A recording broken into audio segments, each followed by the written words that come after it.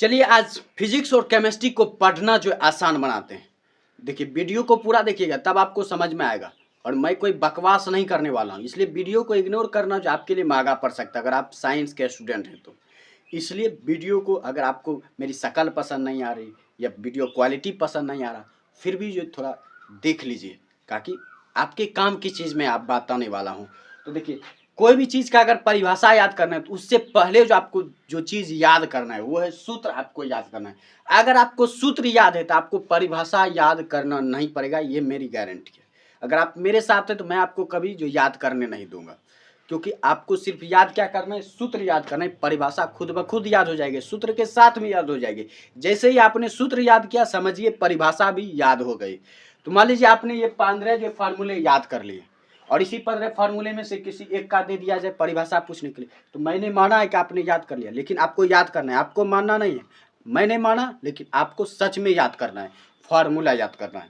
तो जब आप फार्मूला याद कर लेते हैं तो उसके बाद चलिए अब परिभाषा पर चलते हैं। जैसे आवेग बराबर होता है बल गुना विस्थापन। और आपसे पूछ दिया जाए कि आवेग की परिभाषा बताए, आवेश क्या है, आवेश की परिभाषा बताए या आवेश क्या है, सॉरी आवेग की बात हो रही, आवेग क्या है या आवेग की परिभाषा बताए। तो आवेग बराबर क्या होता है, बल गुना विस्थापन।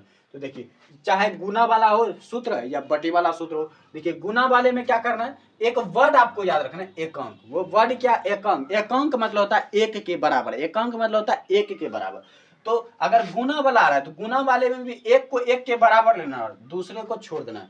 तो जैसे हमने विस्थापन को एक के बराबर ले, तो याद रखिए गुना वाले में कोशिश कीजिएगा अंतिम वाले में जो लास्ट में जो आ रहा है उसको ही आप एकांक में लीजिए, यानी एकांक विस्थापन इसको छोड़ देंगे और एकांक इसके साथ जोड़ देंगे, यानी एकांक विस्थापन में जितना बल लगता है उसे हम आवेग कहते हैं।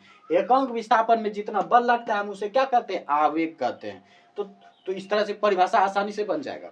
उसके बाद अगर आपको आवृत्ति का फॉर्मूला परिभाषा चाहिए तो आवृत्ति बराबर क्या होता है, कंपन बटे समय।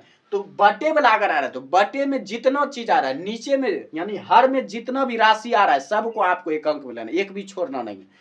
अगर नीचे यानी हर में एक से ज्यादा भी पद आ रहे तो उसमें भी किसी को छोड़ना नहीं है, सब सारे जो एक अंक में आ जाएंगे। तो सारे को जब आप एक अंक में ले लेंगे और ऊपर वाले के साथ बराबर कर दीजिए, यानी एक अंक समय में जितना कंपन लगता है, एक अंक समय में जितना कंपन होता है, एक अंक समय में जितना कंपन उत्पन्न होता है उसे हम क्या कहते हैं, आवृत्ति कहते हैं। एक अंक समय में जितना कंपन होता है उसे हम क्या कहते हैं, आवृत्ति कहते हैं। तो इस एक अंक के ट्रिक से आप आसानी से परिभाषा बना सकते हैं किसी भी चीज का, चाहे फिजिक्स हो, केमिस्ट्री हो, कोई भी भौतिक राशि हो, आसानी से बन जाएगा। तो इसलिए वीडियो को एक लाइक जरूर कर दिए। आपका लाइक करने में कोई पैसा नहीं जा रहा, कोई खर्च नहीं हो रहा।